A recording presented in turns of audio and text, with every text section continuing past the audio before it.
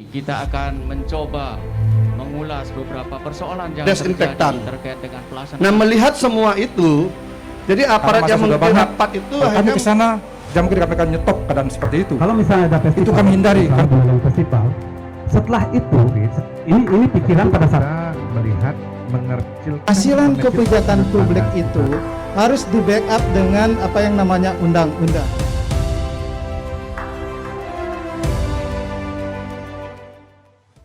Oke, balik lagi bersama saya Tias Paramita dan kita masih di obrolan spesial untuk edisi hari ini Kamis ya 22 Oktober 2020. Kita masih membahas seputar apa sumbangsih pemuda pada Buleleng. Dan kali ini Tias mau tanya-tanya ke Ketua BEM dari Stan Negeri Empu Kuturan, Ketut Heri Saputra. Halo, selamat pagi Heri. Halo, selamat pagi. Oke, gimana kabarnya? Baik? Astungkare baik. Oke, pojokan ya kayaknya dilupain, tapi enggak kok, tenang aja. Sekarang nih gilirannya Heri yang Tias tanya-tanya ya. Nah, bagaimana nih dari BEM Stah Empu Kuturan sendiri membentuk karakter pemuda Buleleng? Baik, sebelumnya saya ucapkan terima kasih kepada Radio Guntur dan juga yang saya hormati Bapak Kadis Sepora, kemudian Ketua KPNI, Pemuda Pelopor, kemudian ada Bapak Komisi 4 dan juga adik dari Forkomosis. Baik, saya langsung mulai mengenai pemuda, karakter. Nah, untuk pribadi, saya akan mulai dari pemuda itu kan. Kalau bicara soal pemuda, pasti kita akan terselip kalimat sebagai generasi penerus bangsa. Yang senantiasa, istilahnya itu ditunjuk sebagai penerus bangsa yang istilahnya difungsikan untuk melanjutkan perjuangan dari generasi sebelumnya.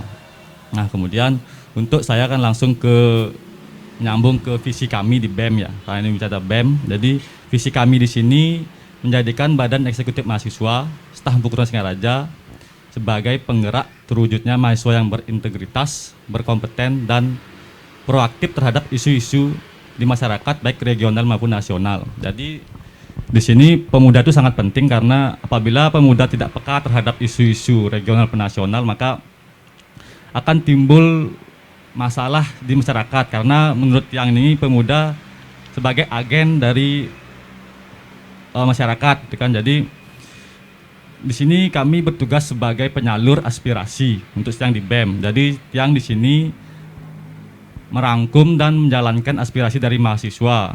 Jika diterjunkan ke masyarakat, jadi kami bertugas untuk menyampaikan isu-isu nasional maupun regional yang terjadi di Indonesia. Seperti contoh yang baru-baru ini sangat booming mungkin mengenai RUU. Nah, di sini kami di BEM itu sudah membentuk tim khusus untuk mengkaji mengenai isu tersebut. Apabila memang isu tersebut istilahnya merugikan bagi masyarakat, maka kami akan menyuarakan aspirasi kami. Nah, kemudian jika memang ini terjadi mispersepsi di masyarakat, maka kami sesuai dengan proker kami akan terjun ke lapangan melalui pengabdian kepada masyarakat, bersosialisasi, menyampaikan yang sebenarnya mengenai isu-isu tersebut karena masyarakat mungkin banyak yang mengalami miskomunikasi atau mispersepsi kan. Jadi kami memiliki proker pengabdian masyarakat yang di dalamnya itu berisi mengenai pertama itu sosialisasi mengenai isu-isu, kemudian juga berita tentang keagamaan dan juga pelatihan-pelatihan. Nah, seperti yang sudah berlanjut, kami pernah mengadakan pengabdian masyarakat di Desa Padawe dan juga di Desa Cempage. Nah, di sana kami merangkul STT, di mana STT kan juga sebagai generasi muda di lingkup desa. Jadi kami merangkul STT untuk mengajak, untuk menyebarluaskan mengenai isu tersebut, agar tidak terjadi mispersepsi di masyarakat. Nah, kemudian dari segi agamanya, kami mengajak mereka untuk sama-sama belajar melestarikan kebudayaan dan kesenian, karena bicara soal agama pasti akan menyinggung sedikit mengenai seni dan budaya. Karena saya lihat di lingkungan yang pribadi dan juga di masyarakat, generasi muda itu hampir lupa dengan seni dan juga budayanya itu.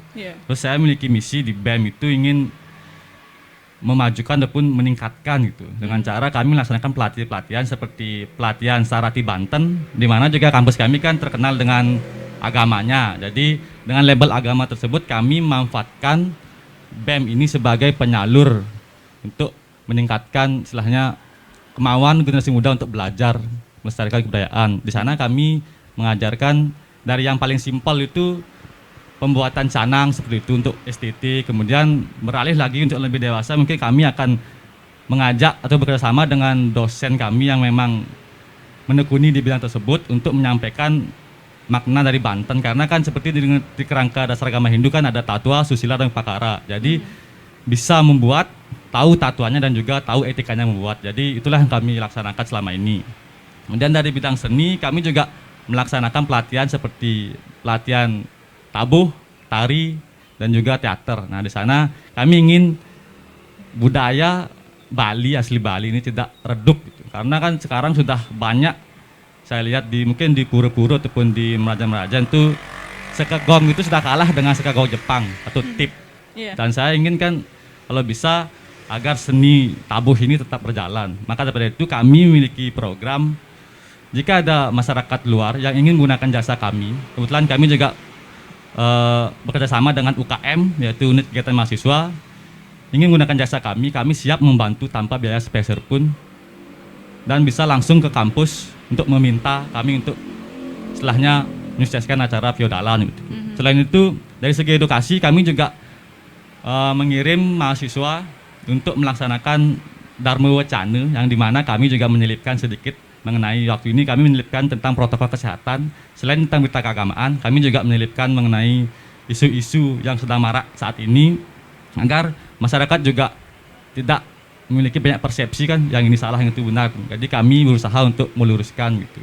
Dan kegiatan lainnya kami juga melaksanakan kunjungan ke panti sosial, menghibur lansia-lansia di sana. Nah, yang kami gunakan itu adalah media yang kami gunakan itu media seni kan. Kebetulan kalau berita soal agama jika disampaikan secara serius mungkin masyarakat juga bosan kan. Jadi kami menggunakan media seni berupa hiburan bondres. Nah, itu yang kami gunakan sebagai media penyaluran berita keagamaan.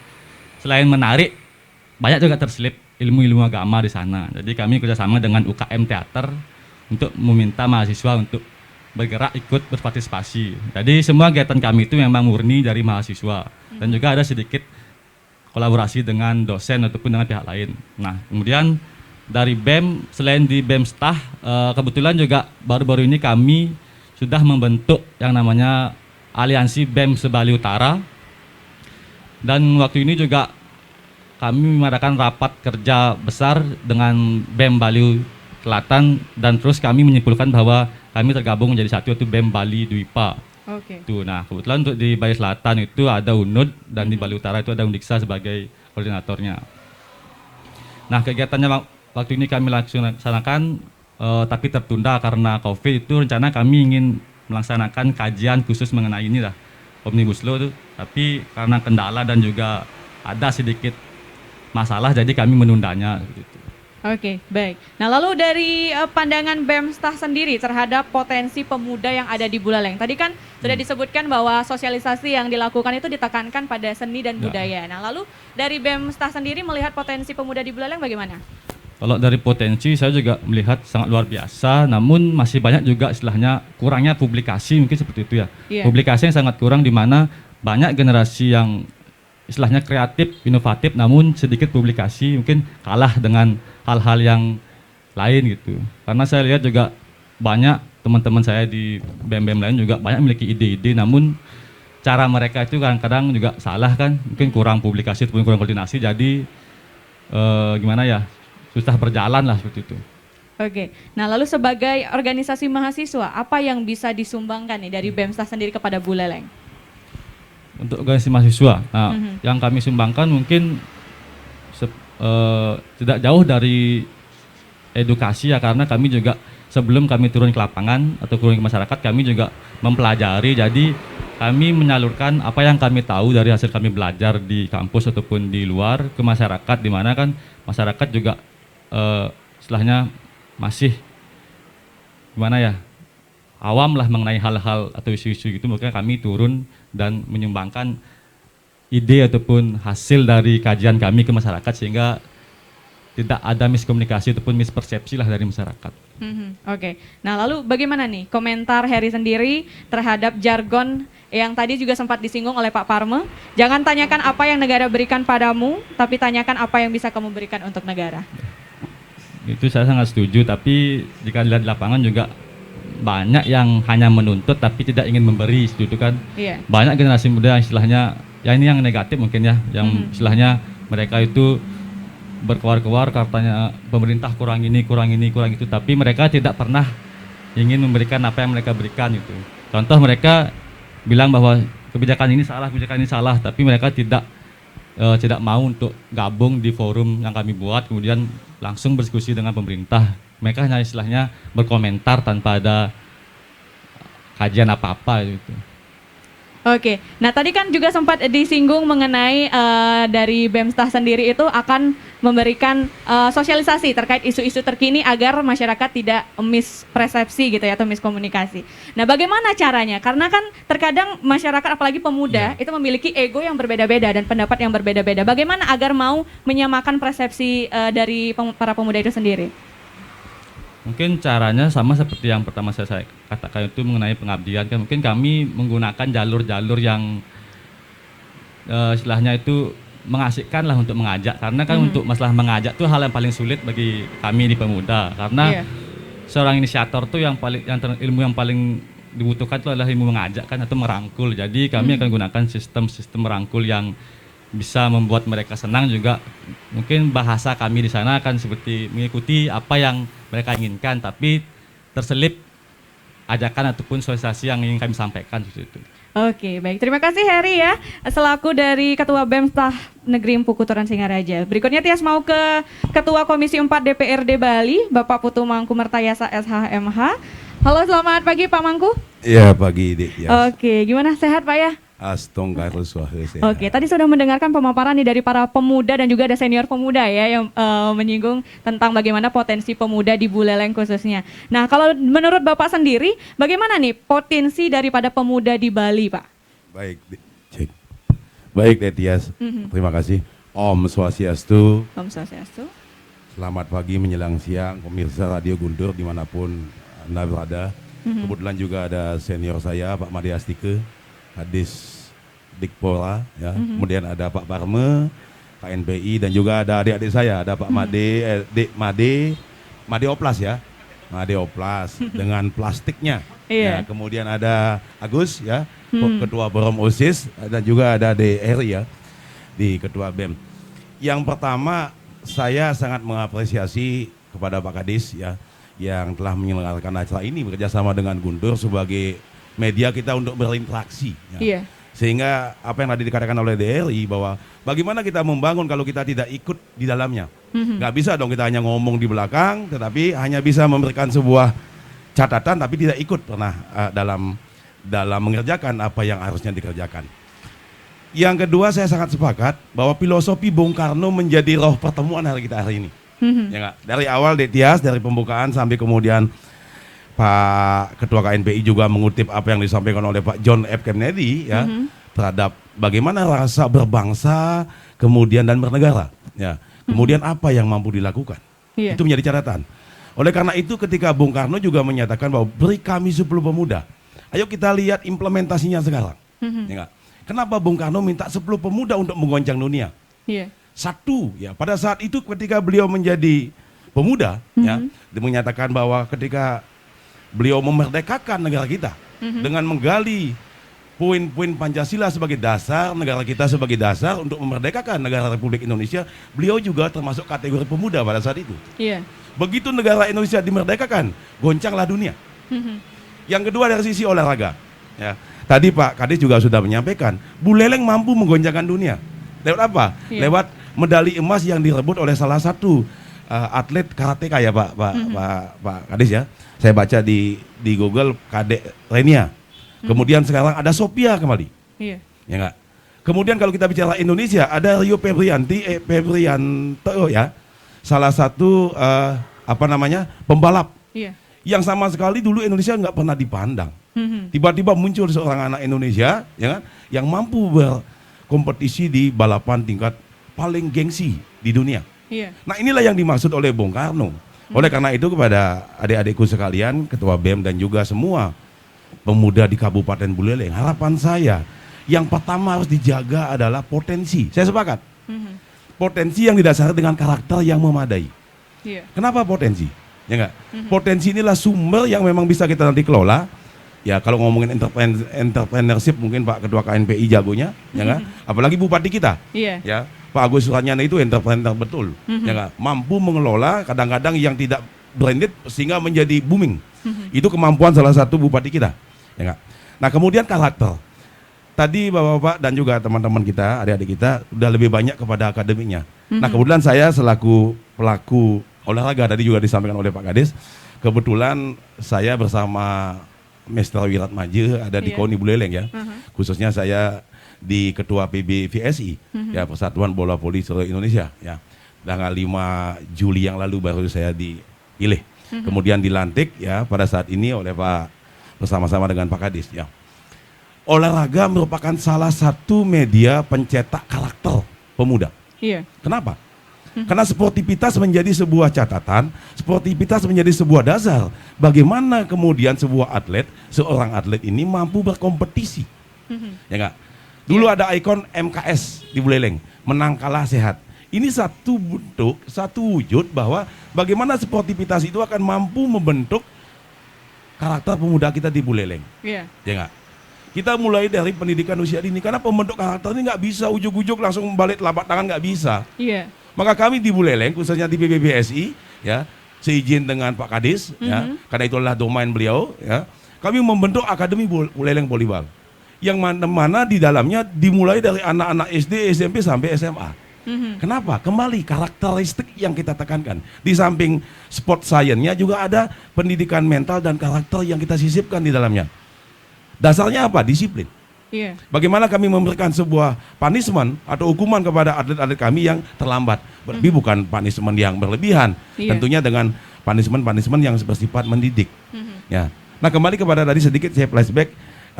Saya berterima kasih atas mediasi yang dilakukan oleh Pak Kadis. Ya, ada forum OSIS ya sekabupaten Buleleng.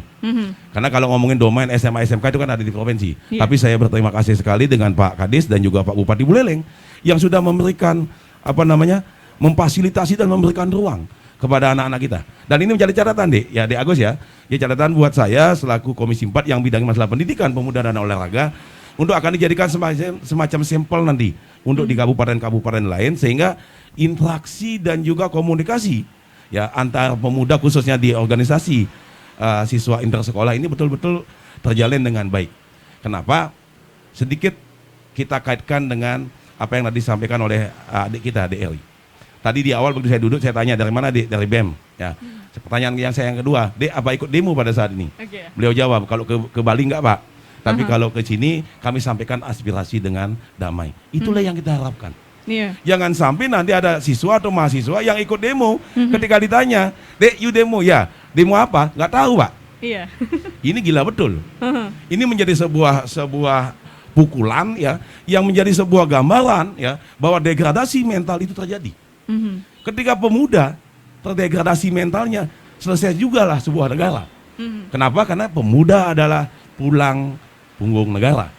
Oleh karena itulah kami di Komisi 4 ya dan juga khususnya di olahraga di BBBSI betul-betul menekankan bagaimana pembinaan kepada pemuda lewat olahraga. Dalam situasi situasional kayak begini, pandemi ini, olahraga juga merupakan salah satu cara meningkatkan imun tubuh untuk melawan pandemi ini. Benar. Nah inilah yang kami lakukan bersama-sama dengan Dinas Pora, dan dalam kesempatan yang berbahagia ini izinkan saya selaku Ketua Umum ya mengucapkan terima kasih kepada Pak Kadis dan juga Pak Bupati Buleleng yang sudah dengan penuh perhatian dan semangat yang jelas untuk membangun bola voli, ya, terutama olahraga di Kabupaten Buleleng. Mungkin itu dulu Dias. Oke, nah tadi kan Bapak menyinggung soal betapa pentingnya pendidikan karakter ya yang dimiliki oleh para pemuda di samping dengan potensi-potensi yang mereka miliki. Lalu menurut Bapak siapa sebenarnya yang memiliki peranan penting untuk membentuk karakter dari para pemuda itu sendiri Pak? Setiap stakeholder termasuk orang tua dan juga anak itu sendiri. Ya. Karena apa? Kembali kepada esensi daripada karakter itu sendiri, bahwa itu dimiliki oleh masing-masing individu. Kemudian akan digojlok dan terkontaminasi dengan satu ya pendidikan, yang kedua lingkungan, yang ketiga ya bagaimana pemahaman terhadap adat-adat dan budaya terutama agama karena kita ada di Bali. Ya. Makanya tadi saya katakan roh dan kaidah BEM Stah Agama Indo ini ya adalah agama dan budaya. Nah, bagaimana mereka memberikan sebuah vibrasi kepada anak-anak muda kita dalam rangka berpotensi memberikan sumbangsi terhadap pembentukan karakter dan juga pemahaman moral. Karena tadi saya katakan ketika degradasi moral terjadi di kalangan pemuda, maka selesai sudahlah sebuah negara.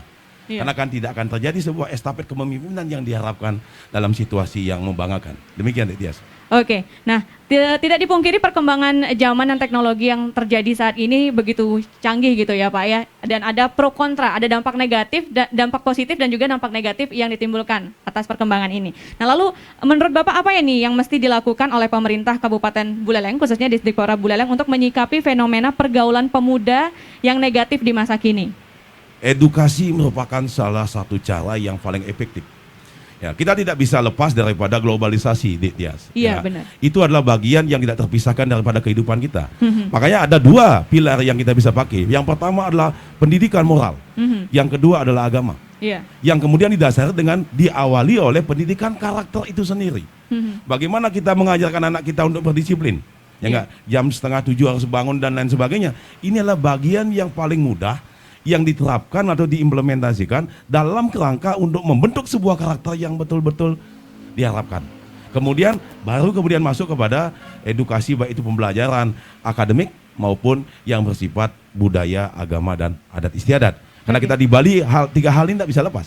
Budaya, adat istiadat dan agama menjadi salah satu ornamen yang penting dalam pembentukan karakteristik pemuda dan juga masyarakat yang ada di Bali. Oke, nah lalu pendapat Pak Mangku sendiri terhadap jargon yang tadi juga sempat disinggung oleh Pak Parme dan tadi juga sudah ditanggapi oleh Dek Heri ya mengenai jangan tanyakan apa yang negara berikan padamu, namun tanyakan apa yang bisa kamu berikan untuk negara. Ya, kita juga mengutip kalau beliau menyampaikan itu Pak John F. Kennedy pada saat situasi kebatinan Bung Karno tertekan. Kenapa?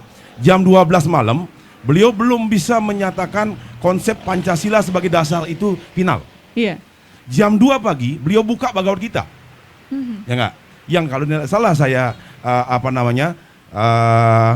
switch ke bahasa Indonesia, lakukan kewajibanmu tanpa kamu berpikir. Ya kan? Akan resiko yang akan mengena di hadapanmu. Artinya apa? Ketika kita dikasih beban, ya kan? Ketika kita punya kewajiban, ketika kita punya swadharma, mahasiswa apa swadharma mahasiswa? Anak-anak siswa atau SMA swadharmanya apa? Swadharma ini ada dua, internal dan eksternal. Internal apa? Dengan keluarga. Eksternal apa? Dengan sekolah dan juga masyarakatnya. Mari kita berjalan sesuai dengan rel yang sudah digariskan. Yang pertama, yang kedua, jangan keluar dari swadharma kita. Ya enggak? Bukan dalam artian kita mengekang demokratisasinya, enggak.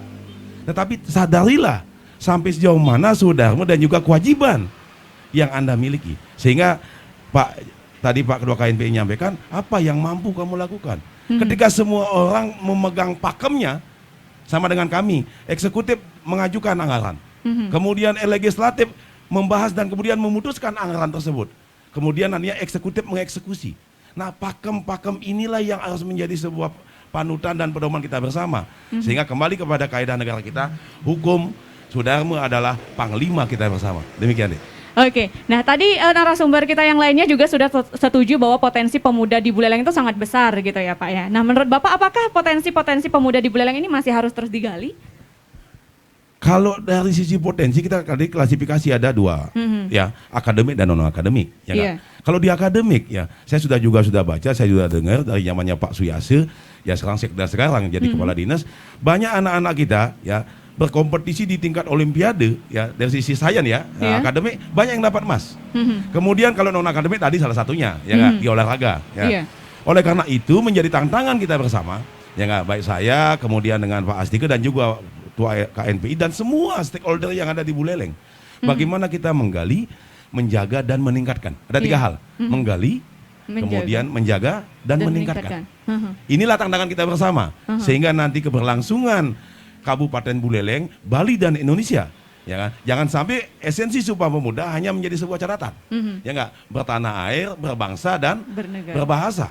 Tetapi itu hanya sebuah slogan, tanpa kita lakukan sebuah implementatif yang betul-betul diharapkan oleh para senior bangsa ini. Demikian. Oke, jadi ini bukan hanya tugas dari Disdikpora ataupun pemerintah sendiri ya, tapi semua pihak harus ikut membantu, menggali, menjaga, dan mengembangkan. Oke, baik, terima kasih Pak Mangku atas apresiasinya. Dan untuk pemirsa Radio Guntur yang mungkin ingin menyampaikan aspirasi atau pertanyaannya, Anda bisa bergabung bersama kita di 23455. Dan sekali lagi, siaran obrolan spesial kali ini juga ditayangkan di Facebooknya Guntur Media dan juga di Guntur Radio 104,6 FM. Kita akan balik nanti lagi pemirsa Radio Guntur, dan kita akan mendengarkan beberapa iklan yang mau lewat berikut ini. Kita akan mencoba mengulas beberapa persoalan yang Desinfektan. terjadi terkait dengan pelaksanaan. Nah, melihat semua itu, jadi aparat Karena yang masa sudah memimpin banyak. rapat itu Kalau kami akhirnya ke sana, jam kita akan nyetop keadaan seperti itu. Kalau misalnya ada festival, Itu kami hindari. misalnya festival. Setelah itu, ini pikiran pada saat Kita melihat mengecilkan Hasilan mengecilkan kebijakan publik standar. itu harus di backup dengan apa yang namanya undang-undang.